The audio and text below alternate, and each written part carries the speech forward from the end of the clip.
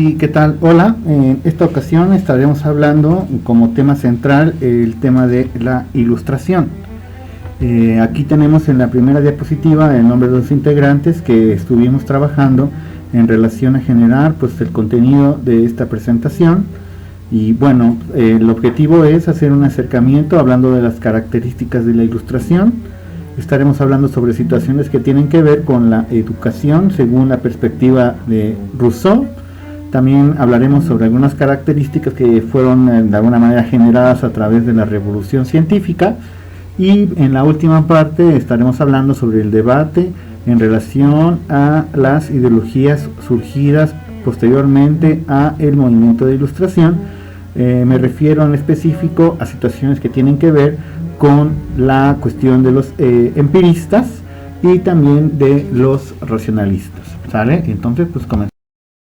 Aquí tenemos entonces en principio que la ilustración debe ser considerada como un proceso histórico y también un movimiento cultural e intelectual surgido en Europa. Este movimiento va a generar un parteaguas en la historia universal, porque al final el mundo va a ser muy distinto antes y después de la ilustración. Por supuesto, tenemos que indicar que se va a desarrollar principalmente en naciones de Francia e Inglaterra, cuna de la ilustración. En este caso también, en la cuestión temporal, la vamos a ubicar principalmente a la ilustración desde finales del siglo XVII hasta inicios de la Revolución Francesa.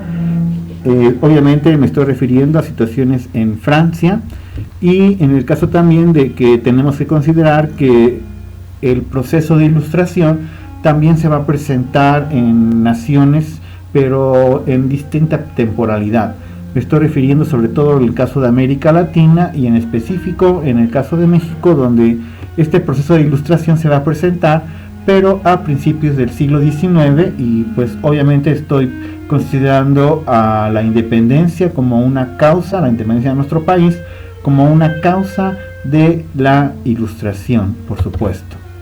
En este caso también va a ser denominado así por una declarada finalidad de disipar las tinieblas de la humanidad mediante las luces de la razón.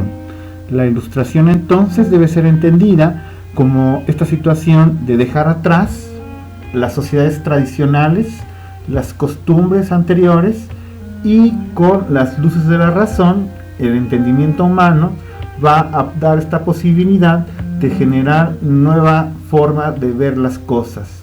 Entonces, por lo tanto, las luces de la razón es una frase que ha sido utilizada regularmente para poder explicar esta situación de la ilustración. Bueno, avanzando tenemos un poquito más. También tenemos que considerar que la ilustración es un movimiento complejo sustentado por las clases altas y los gobiernos absolutistas de la segunda mitad del siglo XVIII, basado sobre todo en la creencia supersticiosa de que la educación en el saber racionalista, separado de lo sobrenatural, lleva a la virtud y a la felicidad, y por eso hay que imponerlo. Hay que imponerlo al pueblo desde el poder de la monarquía absoluta. La idea de esta diapositiva es dejar claro que la ilustración puede ser entendido también como una cuestión de imposición, donde las clases altas van a poder ser o van a generar esta cuestión de dominio a través del movimiento de la ilustración. Obviamente tiene ahí una situación que podría estar a debate.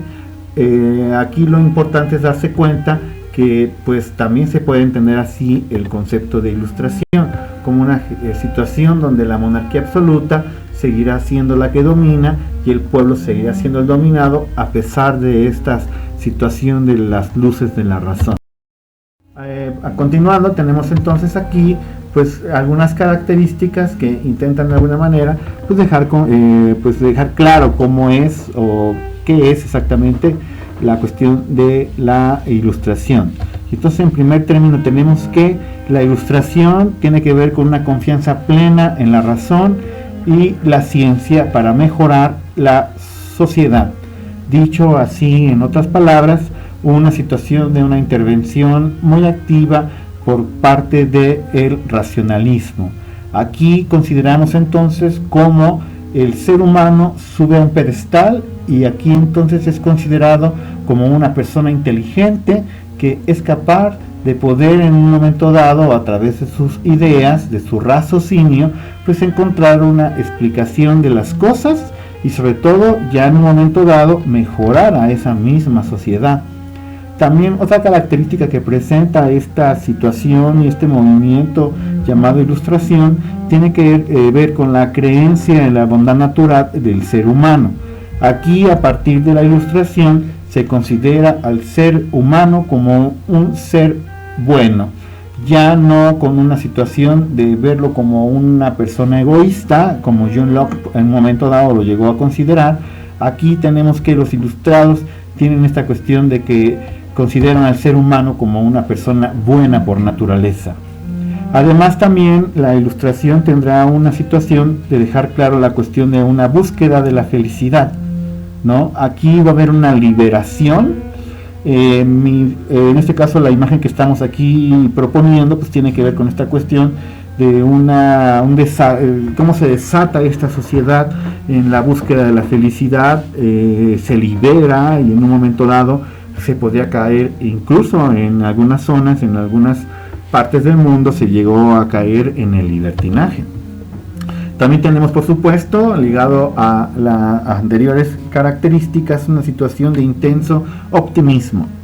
Me refiero sobre todo aquí a que hay mucho optimismo en la situación de los alcances de la inteligencia de los seres humanos.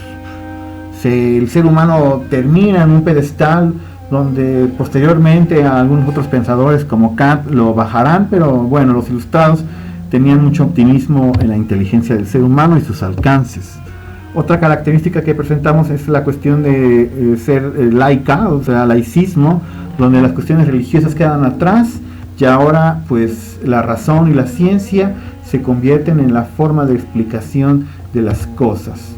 Obviamente también tendríamos que estar mencionando la cuestión de cómo en la política surge el despotismo ilustrado, que provocará la división de poderes y que también provocará esta cuestión de un control por parte de los estados para poder, a través de la ciencia, a través del uso de la razón, controlar la vida de las sociedades. Y por supuesto también encontrar la división de poderes como una forma también de seguir controlando, a pesar de que ya se divide el poder en tres, como ya alguna vez Montesquieu lo llegó a mencionar con su espíritu de las leyes. Pasando a nuestro siguiente tema, vamos a hablar un poquito sobre cuestiones relacionadas al pensamiento educativo de Rousseau. Ahí tiene usted la imagen de este gran pensador, filósofo nacido en Suiza. Tenemos por ejemplo aquí en principio que Rousseau considera que lo importante del ser ilustrado, de la persona ilustrada, no era tanto el uso de la razón. Él rompe con toda esta cuestión racionalista y él considera que el criterio superior, debe ser el sentimiento, la cuestión sobre todo empirista. Y aquí entonces Rousseau en la cuestión educativa considera que lo importante es lo que se siente, lo que se vive y no tanto el uso de la razón. Otra situación que tenemos que presenta el pensamiento educativo de Rousseau es que la cultura y la sociedad no hacen por sí mismas la felicidad del ser humano, tampoco son un bien necesario. De hecho, Rousseau llegó a considerar que la cultura y la sociedad malforma al ser humano. Nosotros nacemos siendo buenas personas y después la cultura y la sociedad nos va a transformar y nos va a convertir en seres malos, en seres egoístas. Entonces para Rousseau la cultura y la sociedad no son los factores del origen de la felicidad de las personas, ¿no? Al final aquí entonces no se considera como un bien necesario en el pensamiento de Rousseau. La felicidad entonces del ser humano se presenta cuando logra reconocer su propia naturaleza. ¿Y cuál es esa propia naturaleza? Pues la naturaleza que tiene que ver con ver al ser humano como una persona buena desde su propia naturaleza. Aquí reiteramos la situación de Rousseau, donde pues de alguna manera esta situación de ser ilustrado consideraba que las personas somos buenos cuando nacemos y ya nos convertimos en personas egoístas, corruptas o con algunas otras malformaciones o cuestiones que iremos adaptándonos con el paso del tiempo y en este proceso de socialización, adaptándonos a la sociedad a la que llegamos. Hablaremos un poquito más sobre la cuestión del pensamiento educativo de Rousseau. Y bueno, aquí es importante considerar una obra trascendental en el tema de educación que tiene que ver con el título de Emilio. Emilio es el título que pues, de alguna manera destaca los aspectos más importantes de la cuestión de la educación en el tema de este pensador Rousseau. Entonces, en el libro de Emilio, Rousseau explica la diferencia entre la educación humana y la educación cívica. Las dos, dice Rousseau, buscan desnaturalizar a los seres humanos. Tienen como objetivo modificar la personalidad y crear, asevera Rousseau, hombres dobles. Según Rousseau, la educación moderna sugiere la existencia de individuos que van a anteponer sus intereses individuales sobre los colectivos, aun cuando proclamen lo contrario. Y entonces aquí viene este hombre doble, porque Rousseau entonces nos está indicando de manera clara cómo la educación moderna nos dice que debemos pensar en sociedad, pero al final terminamos siempre anteponiendo nuestros intereses particulares e individuales. Entonces ahí hay una como doble moral, una doble personalidad, y es lo que alcanza a ver Rousseau.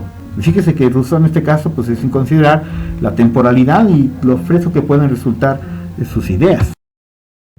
Por ejemplo, aquí en el caso de Emilio pues se va a dividir en 5 libros, y en estos 5 libros Rousseau va a trazar de manera bastante particular y bastante atractiva el desarrollo de las personas a través del tiempo. En los primeros 2 libros, en este caso, Rousseau nos explica cómo va a predominar esta cuestión de encontrar el sentido de las cosas. Y Rousseau entonces lo va a encontrar desde la edad de desde la edad que nacemos hasta los 12 años, donde nos encontramos permanentemente encontrando el sentido de las cosas. ¿Qué sentido tiene todo aquello que me rodea? Lo toco, lo observo, lo exploro, ¿no? El siguiente libro va a tener como tema principal aspectos de la utilidad. Ya que le encontré sentido a las cosas que me rodean, dice Rousseau, el siguiente paso, entre 13 a 15 años, se va a encontrar qué tan útiles son esos objetos que estoy encontrando, ¿no? Que tengo a mi alrededor. Ya encuentra una diferente lógica a lo mismo que le rodea. El siguiente libro, entonces aquí tendremos que se tiene como temática principal el desarrollo de la moral, sobre todo en sentido religioso. Dice Rousseau, esto se va a encontrar principalmente desde los 15 años a la edad del matrimonio. Y por último, en el quinto libro, Rousseau lo va a dedicar a cuestiones que tienen que ver con la educación de la mujer. Sobre todo que tiene esta situación que tiene que ver con el papel o el rol que debe tener la mujer en sociedad. Bueno, cuestiones de Rousseau. Para Rousseau, por ejemplo, la correcta educación es aquella que no obstaculiza el desarrollo natural de los infantes. Algo similar sucede cuando se intenta acelerar dicho proceso. Y aquí entonces interviene, otra vez aparece el tema de la cuestión de la naturaleza. Aquí Rousseau entonces hace una cuestión de que los seres humanos no tenemos que obstaculizar el desarrollo de los infantes, ¿verdad? Queriendo, por ejemplo, enseñarles más o cosas ajenas o que son de alguna manera no parte de su vida cotidiana. Tampoco es necesario, por ejemplo, acelerar este proceso. En la actualidad, por ejemplo, vemos que algunas escuelas intentan enseñar a los niños pequeñitos de 3 o 4 años palabras en inglés o cosas que a lo mejor no tienen que ver. Ahí están acelerando ese proceso de desarrollo educativo. Rousseau diría que no. Diría que eso no es parte de una correcta educación. La naturaleza humana solo podrá desarrollarse por medio de la experiencia, la cual debe suceder por medio de cosas y no vivencias de otros. Y entonces dice Rousseau, hay que enseñar a las personas, hay que permitir, mejor dicho, que las personas aprendan a utilizar las cosas a través de la experiencia, ensayo y error, y que no sea a través de la vivencia de otros. La imagen que les estamos proponiendo, pues tiene que ver con esta situación. aprendimos a andar en bicicleta regularmente a través del ensayo y el error.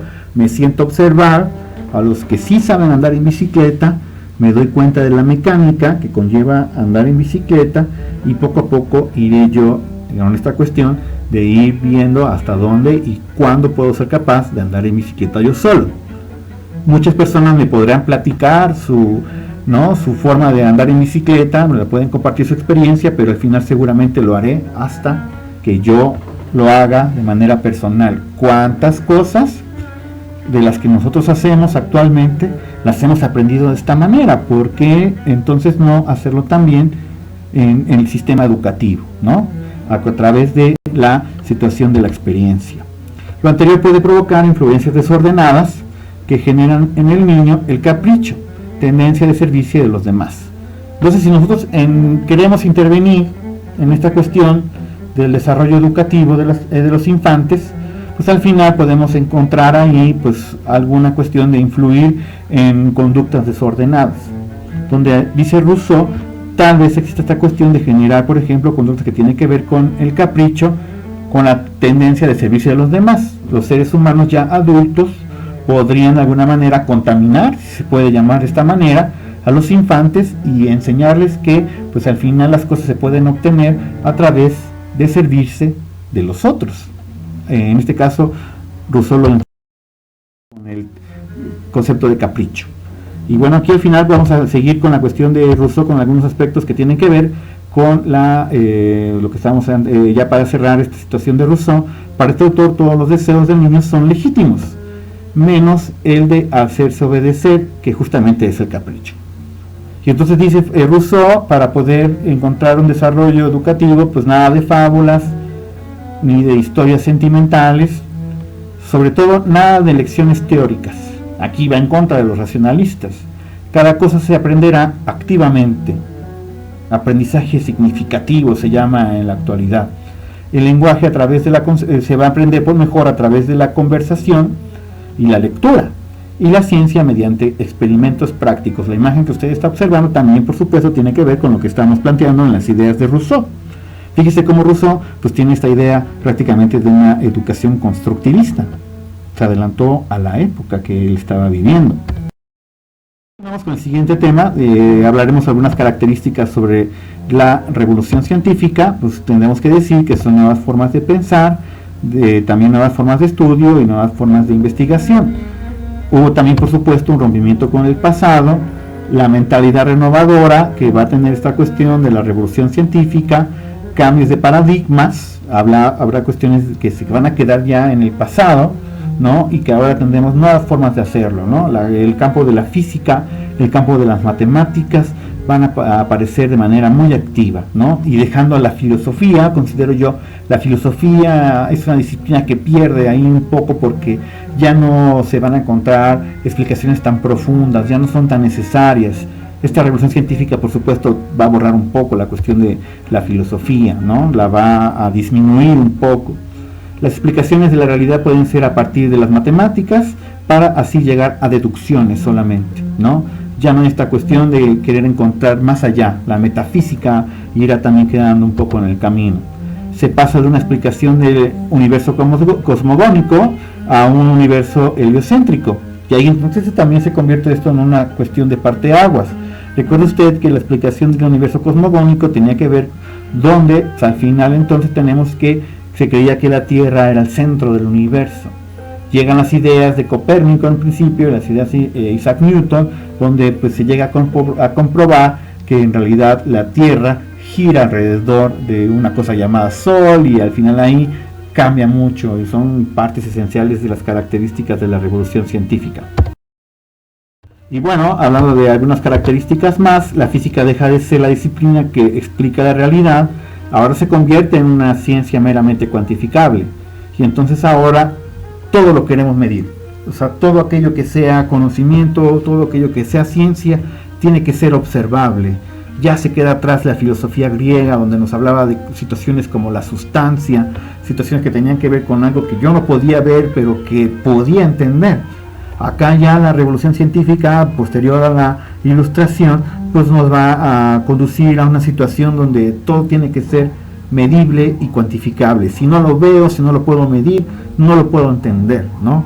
Ahora se estudian, por ejemplo, fenómenos y no realidades.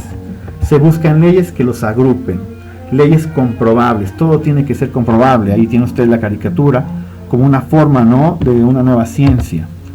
Obviamente también aquí la técnica y sobre todo la experiencia tiene que ver, ¿no? La ciencia y la técnica se unen ya en una cuestión de, sobre todo, encontrar beneficios directos, ¿no? Aquí al final valdría la pena hacer un análisis sobre cuestiones de, pues, lo que provocó posteriormente a la Ilustración. Se va a dividir prácticamente hasta nuestros días el pensamiento humano, el pensamiento científico, el pensamiento filosófico, y bueno, tenemos ahí entonces a racionalistas y empiristas. Y aquí yo tengo un cuadro donde hacemos una comparación sobre qué es lo que pensaban los racionalistas y los empiristas. Los racionalistas decían hay que conocer, bueno, conocer mejor dicho es dar razones. El empirista decía conocer es contrastar los datos, lo que yo tengo, lo que puedo ver. El mundo, ¿no?, sigo con el cuadro, es por entero racional. Lo real de las cosas es su forma. Y los empiristas contestarían, el mundo es por entero captable por los sentidos. Lo real de las cosas es su materia, lo que puedo ver, lo que puedo captar a través de los sentidos. No me hables de cosas que no puedo ver, porque al final pues es más complicado entenderlas. El modelo de conocimiento es las matemáticas, esto es para los racionalistas. Y en el caso del modelo de conocimiento de los empiristas tiene que ver con la ciencia experimental, aquello que se puede practicar. Las verdades fundamentales lo son por evidencia lógica. Es imposible negarlas. Y entonces el empirista contestaría, las verdades fundamentales lo son porque se imponen a mis sentidos. La única verdad, la única realidad es la que puedo ver. Y entonces las ideas y verdades son innatas, dirían los racionalistas, son antes, ¿no?, del nacimiento, ya vienen desde antes, pensaría un racionalista. Y un empirista diría lo contrario, dice las verdades y las ideas son por aprendizaje o por experiencia. Somos un papel en blanco, diría David Hume, ¿no?